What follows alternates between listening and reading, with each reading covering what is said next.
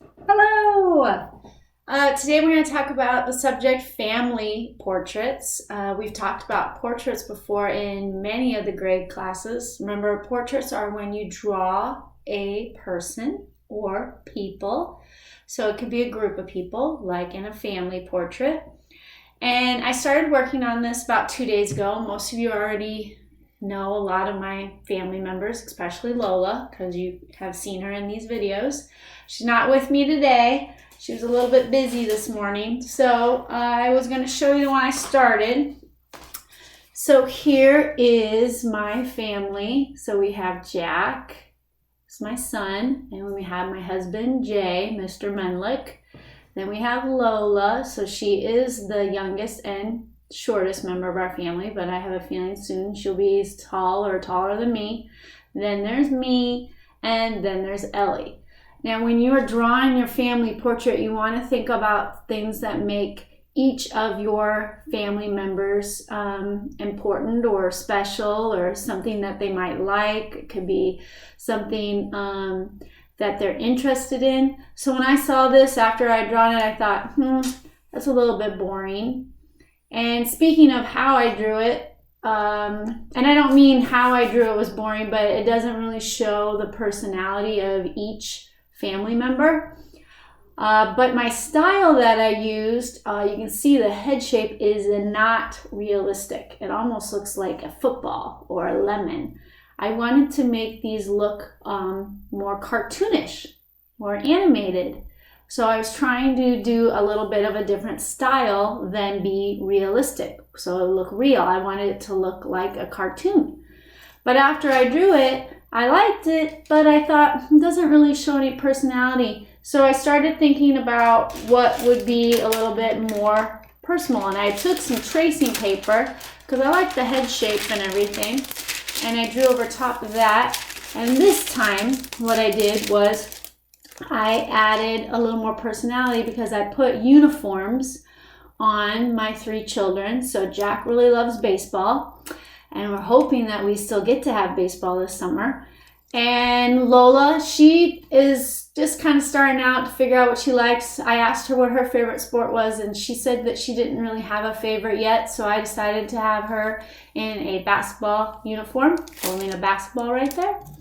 And then Ellie is a runner at Drake, and she's really missing that a lot right now. But she does get to go and run next year, so we're really excited about that. So I have her in her Drake uniform wearing her special shoes called Spikes.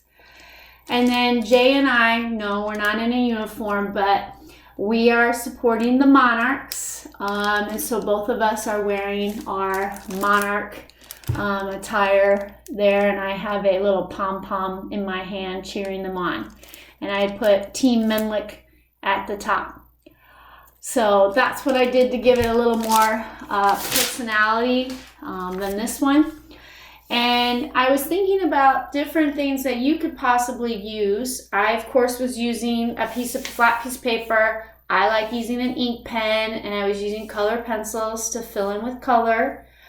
I also was wondering, could you take some cardboard and draw on top of that? I had started something with that the other day, and then I could use this for the background and maybe glue this on, make it stand out a little bit. Egg carton, started this one, doing little faces on each of those little egg cartons. You might, if you were going to use an egg carton, you just want to have as many family members as you have, you might have to use a scissors to cut it, or you can try ripping it. You have to be very careful. The other thing I just thought of this morning is, how could you make something that would already be like a photo frame? So if you took a paper plate and you folded it, you don't want to fold it at the middle, probably about, if you think about like the width of a quarter, you can see that right there, and folded that like this, and make sure you do a nice fold, then you would have, I'll back up a little bit, a frame already. So unfold it after you get that, and then you could start drawing your family. Now in your family portrait, you should try and include yourself. But you don't have to. If you didn't want to draw everyone in your family, like maybe you just wanted to draw just a couple people in your family, you could do that. Some of you might have really big families. If you have some family members that you don't get to see every day, like let's say your grandparents or your aunt and uncles, and you want to draw that would be fine. So you can see on my plate, I have not gotten very much done.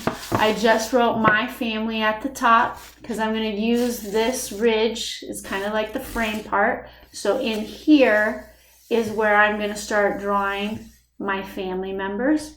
You might want to think about who's tall, who's the shortest one.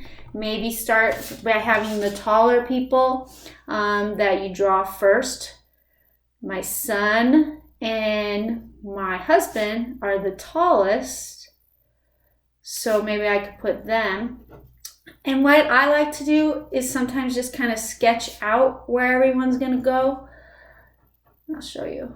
So I'm just starting to sketch where I want them to go, and then I can fill in with Ellie. Ellie's the next tallest. I'm going to put her over here on the side.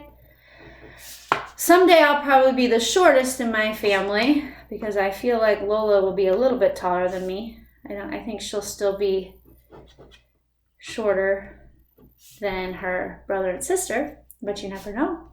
She's still growing. She's only in 7th grade. And kind of fill in like that. And then when I get these, I know these look like no personality right now, do they? But then when I get them all sketched out, then I can start giving details like ears and nose and mouth and eyes, and then start adding color. Think about hair color and skin color and things like that, so that I can add a little bit more personality.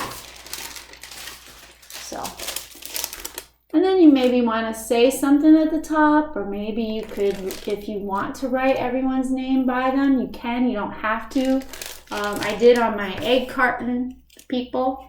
No, those are right here. I did on that one, but I didn't label them on here. But remember to try and make something with some personality. So right now, since we are in quarantine and we haven't had school, my son has been growing out a mustache. So I put a little mustache right here. It's probably kind of hard to see. It's kind of hard to see in real life too. And then my husband, has been growing out a goatee. A goatee is kind of like a beard, but it only goes right around the mouth right here. So I did that. So those are just little fun things. Like if you have someone in your family that wears glasses, you should put glasses on their face. If you have somebody that has maybe some gray hair, or if they have like a little mole. I have this little mole thing right here, so I did put a little dot right there. Those are just things that make people special. It makes them who they are. So those are little fun details to put in there. All right. I hope all of you have a great day. It's going to be a very nice week out. I hope you're able to get outside, maybe do some sidewalk chalk outside if you have time. And once again, I miss all of you. Keep reading, keep working on your math, and enjoy your week. Bye.